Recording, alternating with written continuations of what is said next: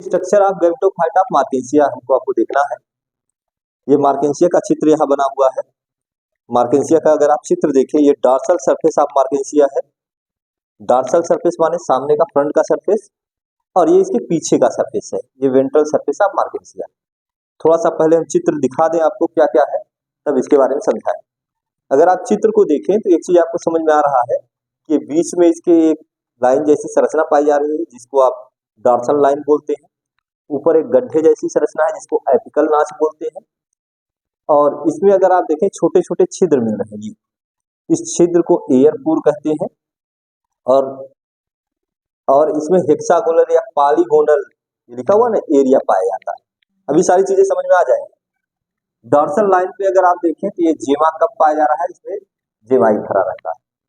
अभी केवल चित्र ऐसे ही बता रहे हैं, अभी इसका एक्सप्लेनेशन करेंगे। चित्र देखे रहेंगे तो समझना थोड़ा आसान हो जाएगा। ये सामने का व्यू, अगर इसको पलट दें, हम इसे उठा करके इस बगल पलट दें तो इसका पिछला सिरा आ जाएगा जिसको हम वेंट्रल व्यू बोलते हैं। लिखा हुआ है ventral surface of मार्केंसिया। Ventral surface पे आप देखें तो ये राइजॉइड्स मिल रहा है और यहाँ स्केल मिल रहा है, यहाँ भी एपिकल नाच। ठीक, ये तो केवल आपको केवल चित्र आप देख रहे हैं। अब इसके बारे में लिखेंगे कैसे, क्या क्या लिखेंगे इसको देखिएगा। आप लिखेंगे जो मार्केंसिया होता है, मार्केंसिया भी रिक्सिया की तरह, जैसे रिक्सिया नहीं था, प्रोस्ट्रेट होता है। कैसा होता है? प्रोस्ट्रेट, सीधा रहता है। दो भाग होते हैं, एक डॉर्सल सरफेस और एक वेंट्रल सरफेस। तो हम बोलते हैं प्रोस्ट्रेट होता है, डॉर्सी वेंट्रल होता है। क्या होता है? Dorsey ventral. डॉर्सी वेंट्रल का मतलब इसके दो सतह पाए जाते हैं, डॉर्सल सरफेस और वेंट्रल सरफेस। और डाइकाटमस ब्रांच होता है। डाइकाटमस ब्रांच अगर आप देखें तो उसी में दो दो शाखाएं आपको दिखाई देगी। इसको क्या बोला जाता है? डाइकाटोमसली ब्रांच। पहले थोड़ा सा इतना आप बता दें, जो मार्केंसिया होता है ये प्रोस्ट्रेट होता है, यानी चिपका रहता है जमीन की सतह से, है ना, ऐसे इरेक्ट नहीं रहता, सीधा नहीं रहता। जमीन है, ऐसे जमीन है, इस जमीन पर इस तरीके से उगा रहता है। ठीक है ना, इसको प्रोस्ट्रेट बोला जाता है। ऐसे रहता है जैसे पेड़ उगता है, इरेक्ट आप बोलते हैं। ऐसे धसा रहता है कि ये प्रोस्ट्रेट होता है। डॉर्सी वेंट्रल, डॉर्सी वेंट्रल का मतलब इसके दो सतह होते हैं, डॉर्सल यानी सामने का सरफेस और एक पीछे का सरफेस, और डाइकाटमसली ब्रांच होता है। अब एक एक सतह की हम लोग वर्णन करेंगे। पहले हम डॉर्सल सरफेस का वर्णन कर लें कि इसका डॉर्सल सरफेस है कैसा। तो जो डॉर्सल सरफेस होता है, डॉर्सल सरफेस हम आप देखें तो इसके डॉर्सल सरफेस पर आपको ऊपर की ओर एक पिट दिखाई देगा, गड्ढा दिखाई देगा। डॉर्सल सरफेस की अगर हम बात करें, डॉर्सल सरफेस में तो इसके ऊपर की ओर एक गड्ढा दिखाई देता है, पिट दिखाई देता है, जिसको हम एपिकल नाच बोलते हैं। सब में देखिए एपिकल नाच मिल रहा है। और एपिकल नाच से क्या बोलेंगे, इसके डॉर्सल सरफेस पे एक पिट दिखता है जिसको एपिकल नाच कहते हैं। और एपिकल नाच से आप देखें तो एक लाइन जैसी संरचना आपको दिखाई देगी। हर एपिकल नाच से एक लाइन जैसी संरचना दिखाई देगी जिसको डॉर्सल लाइन बोला जाता है। तो क्या कहेंगे? Dorsal line. यानी हर एपिकल नाच से एक लाइन जैसी संरचना देखने को मिलेगी जिसको आप क्या बोलेंगे? डॉर्सल लाइन बोलेंगे, डॉर्सल लाइन बोलेंगे। अभी और चर्चा करेंगे, लेकिन थोड़ा सा इसके थैलस के बारे में बता दें। अगर इसके थैलस को आप देखें, आपने रिक्सिया भी पढ़ा था, वहां ये चीज नहीं मिली थी। आप मार्केंसिया देखेंगे तो इसमें आपको अनेकों इस तरीके से, किसी किसी में हेक्सागोनल, किसी में पेंटागोनल, है ना, यानी किसी में 6 कोण वाला, किसी में 5 कोण वाला जो है एरिया दिखाई देगा, क्षेत्र दिखाई देगा।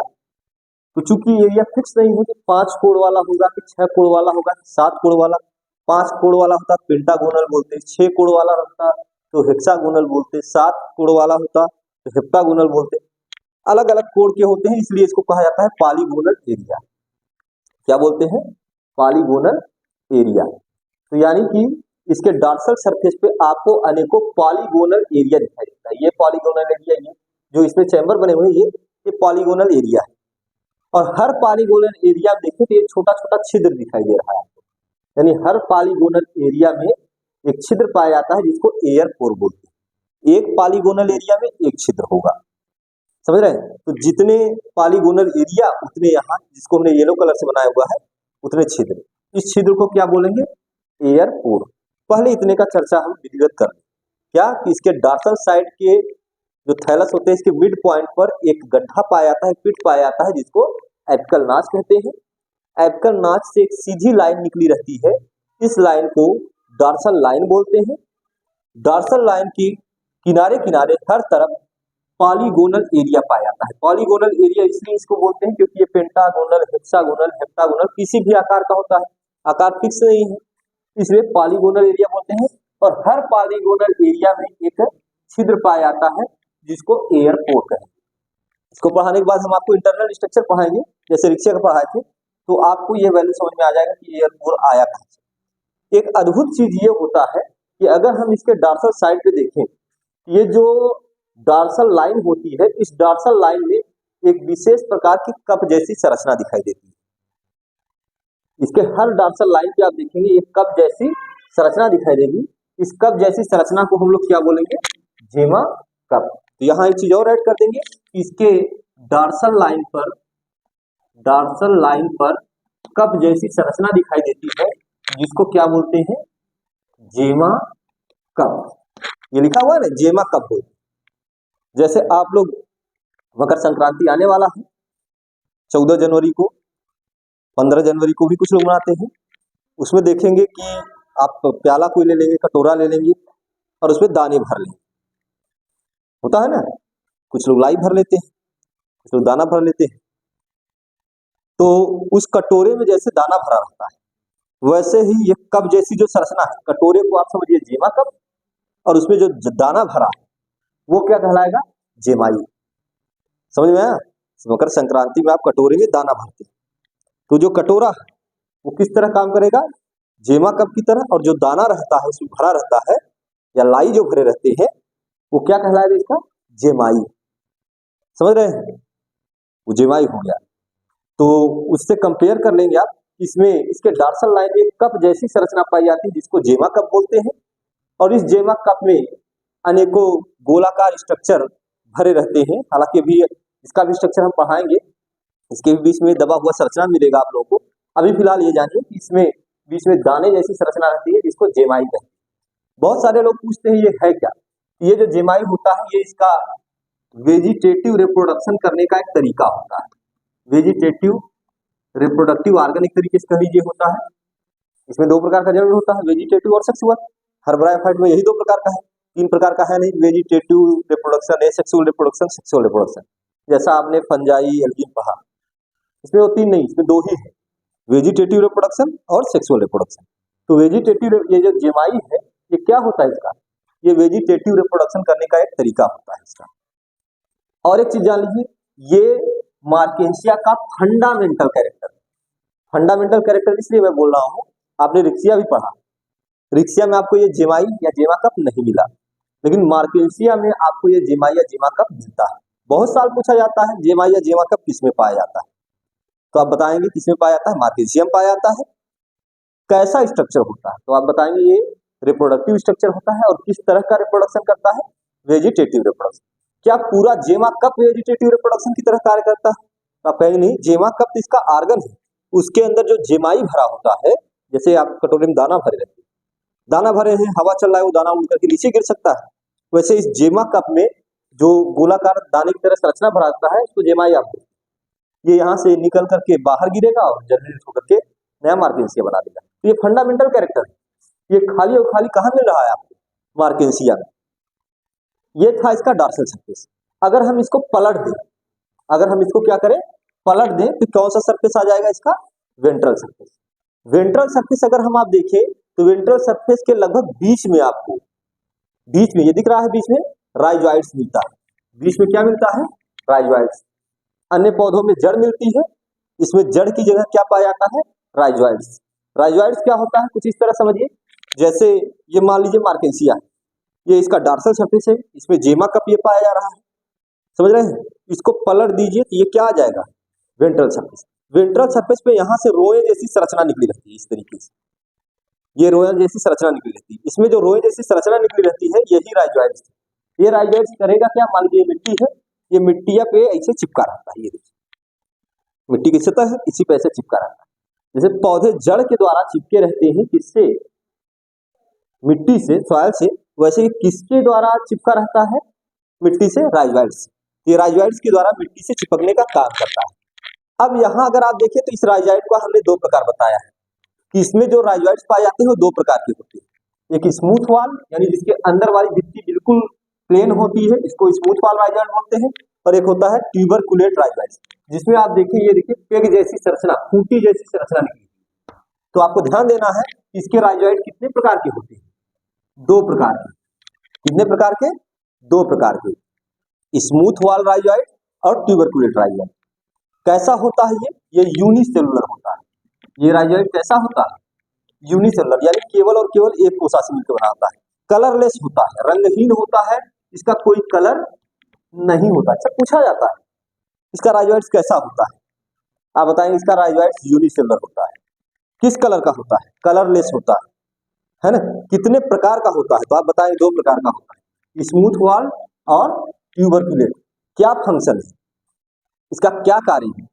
इसके तीन कार्य को आप बताएंगे ये राइजोइड्स। पहला चीज ये होता है, ये जड़ की तरह इसके पौधे को, इसके गैमेटोफाइट को मिट्टी से अटैच करने का काम करता है ना, अटैचमेंट का काम करता है, इससे जुड़ा रहता है मिट्टी से। दूसरा कार्य ये होता है कि ये वाटर और मिनरल्स, यहाँ फंक्शन में लिख दे रहा हूं ये दोनों राइजोइड्स का। एक तो अटैचमेंट हो जाएगा, ये मिट्टी से अटैचमेंट करेगा। दूसरा क्या कार्य होगा? वाटर और मिनरल्स को, वाटर्स को एब्जॉर्ब करेगा और मिनरल्स को भी एब्जॉर्ब करेगा। यहाँ पर कुछ लोग क्वेश्चन करते हैं इसमें एब्जॉर्प्शन का ज्यादातर कार्य कौन करता है? दो प्रकार के राइजोइड्स, स्मूथ वाल राइजोइड और ट्यूबरकुलेट। दोनों में अंतर आप समझ गए। स्मूथ वाल दोनों यूनिसेलुलर है, कलरलेस है। एक के अंदर की भित्ति एकदम प्लेन होती है, जो प्लेन रहती है स्मूथ वाल, और जिसमें खूंटी जैसी ये संरचना निकली रहती है उसको ट्यूबरकुलेट बोलते हैं। सबका कार्य क्या है? सबका कार्य यहाँ भले ही बता दिया गया है कि तीन कार्य है, एक तो अटैचमेंट का, दूसरा का वाटर के एब्जॉर्प्शन का, तीसरा मिनरल्स के एब्जॉर्प्शन का। समझ रहे हैं? लेकिन आपसे ज्यादातर पूछा जाता है इसमें एब्जॉर्प्शन के लिए मुख्य रूप से कौन सा होता है, सबसे ज्यादा एब्जॉर्प्शन में रोल कौन अदा करता है? तो आप बताएंगे सबसे ज्यादा एब्जॉर्प्शन यहाँ ट्यूबरकुलेट राइजोइड्स करता है। अब कारण आप पूछ सकते हैं कि क्यों ऐसा। जैसे मान लीजिए नीचे से पानी खींच रहा है, पानी खींच रहा है और फिर पानी पर दबाव कम हुआ तो पानी लौटने लगेगा। इसमें अगर पानी ऊपर जा रहा है, दबाव कम हुआ, फिर से पानी मिट्टी में रिटर्न हो सकता है। लेकिन यहाँ आप देख रहे हैं ट्यूबरकुलेट, यहाँ पानी जब ऊपर चढ़ेगा, दबाव कम होगा जब पानी खींचने का, ये फिर से आकर के यही जो ट्यूब है, खूंटी जो निकली हुई, इसी में पानी जम जाएगा, नीचे एकदम नहीं उतर पाएगा। तो इसलिए अगर आपसे कोई पूछे कि दोनों में सबसे ज्यादा, चाहे वो स्मूथ वाल राइजोइड हो चाहे ट्यूबरकुलेट राइजोइड, इन दोनों में एब्जॉर्प्शन का मुख्य रूप से काम कौन करता है? तो आप बताएंगे एब्जॉर्प्शन का मुख्य रूप से काम कौन करता है? ट्यूबरकुलेट। हालांकि स्मूथ वाल्ड भी करता है, लेकिन मुख्य रूप से कौन करता है? ट्यूबरकुलेट। तब स्मूथ वाल्ड का क्या काम है? स्मूथ वाल्ड इसको प्रोटेक्शन प्रदान करता है, अटैचमेंट में सहारा प्रदान करता है, ये प्रॉपर उससे जुड़ा रहे जमीन से, इन सब कार्यों में स्मूथ वाल्ड मदद करता है। तो वेंट्रल सरफेस पे ये जो राइजोइड्स था इसके बारे में हमने बताया। एक बार फिर से चर्चा कर देते हैं कि इसके वेंट्रल सरफेस के लगभग मिड पॉइंट पर राइजोइड्स पाए जाते हैं। ये राइजोइड्स यूनिसेलुलर और कलरलेस होते हैं और दो प्रकार के होते हैं, स्मूथ वाल्ड और ट्यूबरकुलेट राइजोइड। स्मूथ वाल्ड और ट्यूबरकुलेट राइजोइड। स्मूथ वाल्ड क्या होते हैं? इसके अंदर की जो भित्ति होती है, वाल होती है, बिल्कुल स्मूथ होती है, चिकनी होती है, फोल्ड नहीं रहती। और ट्यूबरकुलेट में क्या होता है? अनेकों पेग लाइक स्ट्रक्चर, पेग माने होता है खूंटी, खूंटी की तरह संरचना इसमें निकली रहती है, इसको ट्यूबरकुलेट कहते हैं। क्या फंक्शन है राइजोइड्स का? इसके क्या फंक्शन है? एक तो अटैचमेंट का है, सॉइल से अटैचमेंट कराएगा, ये वाटर को एब्जॉर्ब कराएगा, मिनरल्स को एब्जॉर्ब कराएगा। तो मुख्य रूप से एब्जॉर्प्शन का काम कौन करता है? ट्यूबरकुलेट। यहाँ भी राइजोइड्स कितने प्रकार के होते हैं? दो प्रकार के। अब एक चीज अगर हम आप देखें तो इसके किनारे किनारे आपको स्केल्स मिल रहे हैं। अगर आप रिक्सिया देखे हुए हो तो रिक्सिया में एक प्रकार के स्केल मिले हैं। यहाँ अगर हम आप देखें तो यहाँ दो प्रकार की स्केल है। पहले हम स्केल के बारे में यहाँ लिख दे रहे हैं, बता दे रहे हैं इसका स्केल होता कैसा है। इसका जो स्केल होता है वो मल्टी सेलुलर होता है। कैसा होता है? मल्टी सेलुलर, बहुकोशिकीय। ये जो स्केल दिख रहा है ये मल्टी सेलुलर होता है। दूसरा पूछा जाता है इसका कलर कैसा होता है। तो स्केल का अगर कलर आपसे पूछे तो आप वायलेट बताइएगा, वायलेट। कंपटीशन में आपसे पूछा जाता है इसका कलर वायलेट क्यों है। मार्केंसिया में जो स्केल पाया जाता है उसका कलर वायलेट क्यों है, तो आप बताएंगे इसमें एक पिगमेंट पाया जाता है जिसका नाम है एंथोसायनिन। कौन सा पिगमेंट? एंथोसायनिन। इसके स्केल में एंथोसायनिन पाया जाता है और एंथोसायनिन के पाए जाने के कारण से इसका कलर क्या होता है? वायलेट होता है। अब मैं थोड़ी सी कॉम्पिटेटिव चीजें भी आपको बता दूंगा यहीं पर। तो कलर इसका कैसा हो गया? वायलेट। किसके कारण से? एंथोसायनिन के कारण से। आपने रिक्सिया देखा होगा, वहां एक ही प्रकार का स्केल मिला था। यहां अगर हम देखें तो यहाँ दो प्रकार के स्केल मिले। कुछ बाहर के साइड स्केल पाए जाते हैं जो माप में छोटे होते हैं। जो बाहर के साइड स्केल पाए जाते हैं माप में छोटे होते हैं उनको लिगुलेटेड या लिगुलेट स्केल बोलते हैं। ये छोटा होता है, इसमें किसी भी प्रकार का अपेंडेजेस नहीं पाया जाता, बिल्कुल ऐसे रहता है, कोई उभार नहीं पाया जाता। और अपेंडिकुलेट स्केल क्या होता है? ये माप में थोड़ा बड़ा होता है और इसमें जो है उभारे पाई जाती है, अपेंडेजेस पाई जाती है। यानी कि यहाँ पर स्केल दो प्रकार के हो गए। कितने प्रकार के हो गए? दो प्रकार के। एक ठो लिगुलेट स्केल जो माप में छोटे होते हैं और बाहर की तरफ पाए जाते हैं। एक अपेंडिकुलेट स्केल जो माप में बड़े होते हैं, इसमें अपेंडेजेस निकले रहते हैं यानी उभार निकला रहता है, माप में बड़ा होता है, अंदर की तरफ पाया जाता है। पूछ लिया जाता है कि मार्केंसिया में स्केल कितने प्रकार का होता है। आप बताएंगे मार्केंसिया में स्केल दो प्रकार का होता है। रिक्सिया में एक ही प्रकार का था, दो प्रकार का, लिगुलेटेड स्केल और या ligulate scale, अपेंडिकुलेट scale. Ligulate scale कहाँ पाया जाता है? ये बाहर की तरफ पाया जाता है। कैसा होता है? छोटा होता है। अपेंडिकुलेट स्केल कहाँ पाया जाता है? अंदर की तरफ पाया जाता है। कैसा होता है? बड़ा होता है और इसमें अपेंडिकुलेट या अपेंडेजेस निकले होते हैं। समझ पा रहे हैं बात को आप? यहां पर एक बड़ी महत्वपूर्ण भूमिका यह होती है कि ये राइजोइड्स के दोनों सतह पर पाया जाता है। यानी कितने लेयर इसकी है? दो लेयर। क्या किसी में दो से ज्यादा लेयर भी है? क्या कोई मार्केंसिया की ऐसी स्पीसीज है जैसे यहाँ दो लेयर दिखा है, एक लेयर दो लेयर, एक लेयर दो लेयर, दोनों की लिगुलेटेड और अपेंडिकुलेट स्केल की बात करें, स्केल कितने लेयर के रूप में पाए जाते हैं? दो लेयर के रूप में। क्या मार्केंसिया की कोई ऐसी जाति है जिसमें ये दो से ज्यादा रूप में भी पाया जाता है स्केल? तो आप बताएंगे हाँ, मार्केंसिया पॉलीमार्फा नाम का एक मार्केंसिया है, मार्केंसिया पॉलीमार्फा। उसमें इसकी दो लेयर नहीं, तीन या चार लेयर पाई जाती है। कॉम्पिटेटिव चीज है ये। आप देखेंगे इसके राइजोइड्स के दोनों तरफ दो लेयर के रूप में स्केल पाई जाती है। आपसे कोई पूछे कि किसी में स्केल की संख्या दो लेयर की बजाय तीन लेयर या चार लेयर भी होता है, तो आप क्या बताएंगे? मार्केंसिया पॉलीमार्फा में ये कितने लेयर का होता है? ये तीन या चार लेयर का होता है। समझ गए? तो इतना हम स्ट्रक्चर का चर्चा करेंगे इसके बारे में, मार्केंसिया के बारे में। एक चीज मैं और आपको बता दूं कि जब इसमें ब्रीडिंग सीजन आता है, जब इसमें प्रजनन काल आता है, जनन का समय होता है, तब इसके डार्सल सरफेस से आप देखेंगे छाते जैसी संरचना निकल आएगी। समझ रहे हैं? ये इस वाले सरफेस से आप देखेंगे ऐसे छाते की तरह संरचना निकल आएगी, जिसपे इसके मेल और फीमेल रिप्रोडक्टिव ऑर्गन पाए जाएंगे। मेल रिप्रोडक्टिव ऑर्गन को आप एंथ्रीडिया बोलते हैं और फीमेल रिप्रोडक्टिव ऑर्गन को आप आर्चिगोनिया बोलते हैं। लेकिन इस छाते जैसी संरचना के अंदर इसके एंथ्रीडिया और आर्चिगोनिया पाए जाएंगे। तो जिस पर एंथ्रीडिया पाया जाएगा उसको एंथ्रीडियोफोर कहेंगे। क्या बोलेंगे? एंथ्रीडियोफोर। और जिस पर एंथ्रीडियोफोर क्या होता है? जिसपे मेल रिप्रोडक्टिव ऑर्गन पाया जाएगा, एंथ्रीडिया। और अगर आर्चिगोनिया पाया गया तो उसको क्या बोलेंगे? आर्चिगोनियोफोर। बिल्कुल बढ़िया चीज है। कभी कभी तो आप चित्र देख करके ही आप बता देते हैं एंथ्रीडियोफोर आर्चिगोनियोफोर निकला हुआ है, तो आप कह देंगे कि ये मार्केंसिया है, ये रिक्सिया नहीं है। रिक्सिया में वो नहीं पाया था। रिक्सिया में तो डायरेक्ट बनता था एंथ्रीडिया और आर्चिगोनिया, लेकिन इसका एंथ्रीडिया जो कि मेल रिप्रोडक्टिव ऑर्गन है, आर्चिगोनिया जो कि फीमेल रिप्रोडक्टिव ऑर्गन है, इसमें एक छाते जैसी संरचना ऐसे इसी में से निकलेगा। इसी छाते जैसी संरचना के अंदर मान लीजिए इसमें एंथ्रीडिया है, मेल रिप्रोडक्टिव ऑर्गन, तो आप इसको कहेंगे एंथ्रीडियोफोर। और अगर आर्चिगोनिया निकला इसको क्या बोलेंगे? आर्चिगोनियोफोर। तो एक बार जल्दी जल्दी में पूरा रिफ्रेश आपको कर दे रहा हूं ताकि आपको इसका पूरा स्ट्रक्चर याद हो जाए। ये एक्सटर्नल स्ट्रक्चर है, तब इसके बाद हम लोग इंटरनल स्ट्रक्चर की वर्णन करेंगे। फिर से सुन लीजिए स्ट्रक्चर ऑफ गैमेटोफाइट ऑफ मार्केंसिया। आप बताएंगे कि इसका जो मार्केंसिया का जो थैलस होता है वो प्रोस्ट्रेट होता है, मिट्टी के सतह के समान उगा होता है, ऐसे खड़ा नहीं होता है। डार्सी वेंट्रल होता है क्योंकि डार्सल और वेंट्रल दो साइड होते हैं, और ब्रांच्ड होता है जैसा कि आप देख रहे हैं, डाइकाटमस ब्रांच होता है, एक में से दो ठो ब्रांच निकल सकता है, तो डाइकाटमस ब्रांच होता है। फिर आप बताएंगे कि इसके डार्सल सरफेस की जब चर्चा करेंगे तो आप बताएंगे कि इसके ऊपर एक पिट पाया जाता है, गड्ढा पाया जाता है जिसको एपिकल नाच कहते हैं। हर एपिकल नाच से एक लाइन निकली रहती है, इस लाइन को हम लोग क्या बोलते हैं, डॉर्सल लाइन बोलते हैं। और इसके चारों तरफ अनेकों हेक्सागोनल, पेंटागोनल, हेप्टागोनल स्ट्रक्चर पाया जाता है। क्योंकि ये कई शेप का है इसलिए हम बोल देते हैं पॉलीगोनल एरिया इसमें पाया जाता है, और हर पॉलीगोनल एरिया में एक छिद्र पाया जाता है, इस छिद्र को एयर पोर कहते हैं। अभी डॉर्सल सरफेस की बात है। फिर आप बताएंगे कि इसके ये जो डॉर्सल लाइन है, डॉर्सल लाइन पर एक कप के आकार की संरचना पाई जाती है जिसको जेमा कप कहते हैं, और इस जेमा कप के अंदर जो दाने की तरह भरा रहता है उसको जेमाई बोलते हैं। ये वेजिटेटिव रिप्रोडक्टिव ऑर्गन होता है इसका, समझ रहे हैं।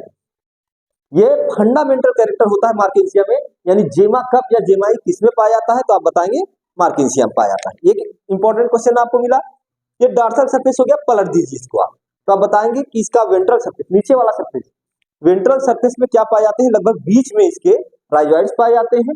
राइजॉइड्स दो प्रकार के होते हैं, smooth wall rhizoid, tuberculate rhizoid. इसका फंक्शन क्या है, इसका अटैचमेंट का फंक्शन है, वाटर और मिनरल्स के एब्जॉर्प्शन का फंक्शन है। ठीक है, कैसा होता है ये, यूनिसेलुलर होता है, कलरलेस होता है, फंक्शन आपने बता दिया है। अब पूछा जाए कि वाटर या मिनरल्स को ज्यादातर कौन सा एब्जॉर्ब करता है, स्मूथ वॉल या ट्यूबरकुलेट, दोनों एब्जॉर्ब करते हैं, लेकिन सबसे ज्यादा मात्रा में वाटर का एब्जॉर्प्शन ट्यूबरकुलेट करता है। फिर आप बताएंगे कि इसके राइजॉइड्स के दोनों सतह पर स्केल पाए जाते हैं, क्या पाए जाते हैं, स्केल, लेकिन इसमें जो पाए जाने वाले स्केल होते हैं वो मल्टी सेलुलर होते हैं, और स्केल जो होते हैं मल्टी सेलुलर होते हैं, और कैसे होते हैं, वायलेट कलर के। क्यों वायलेट कलर के हैं, एंथोसायनिन की उपस्थिति के कारण से। क्या इसमें भी स्केल एक प्रकार का है, तो आप बताएंगे नहीं, इसमें स्केल दो प्रकार के होते हैं। एक छोटा होता है जिसमें कोई अपेंडेजेस नहीं निकला रहता, इस तरीके से कोई अपेंडेजेस नहीं निकला रहता, तो इस तरह से आपका जीभ भी होता है, जीभ के कारण से इसको लिबुलेट स्केल बोला जाता है। लिब्यूल माने होता है जीभ, और एक होता है माप में थोड़ा बड़ा होता है लेकिन उसमें अपेंडेजेस पाए जाते हैं, तो अपेंडिकुलेट स्केल। तो आप बताएंगे इसमें दो प्रकार के स्केल पाए जाते हैं, क्या, लिबुलेट स्केल और अपेंडिकुलेट स्केल। लिबुलेट स्केल कहाँ पाए जाते हैं, ये मार्जिन पे पाए जाते हैं, किनारे पे पाए जाते हैं, कंपेरेटिवली स्मॉल होते हैं, इसमें किसी भी प्रकार के अपेंडेजेस नहीं पाए जाते। और अपेंडिकुलेट स्केल क्या होते हैं, ये इसके अंदर की तरफ पाए जाते हैं, कंपेरेटिवली लार्ज होते हैं, कंपेरेटिवली लार्ज होते हैं, और इसमें अपेंडेजेस पाए जाते हैं। इसका मेन फंक्शन क्या है, इसका मेन फंक्शन ये होता है कि ये इसके एपिकल पार्ट को या मार्जिन वाले पार्ट को प्रोटेक्शन करता है। जैसे जमीन पे है, ये स्केलवा निकला रहेगा तो जमीन से इसको टच नहीं होने देगा, सड़ने से बचा रहेगा। दूसरा चीज ये, कुछ लोग ये बताते हैं कि ये स्केल इसमें मॉइस्चर कंटेन करने का काम करता है, मॉइस्चर, नमी को सुरक्षित रखने का भी काम करता है, समझ रहे हैं। तो इतना था इसके बारे में, मार्केंसिया के बारे में, दैट्स ऑल।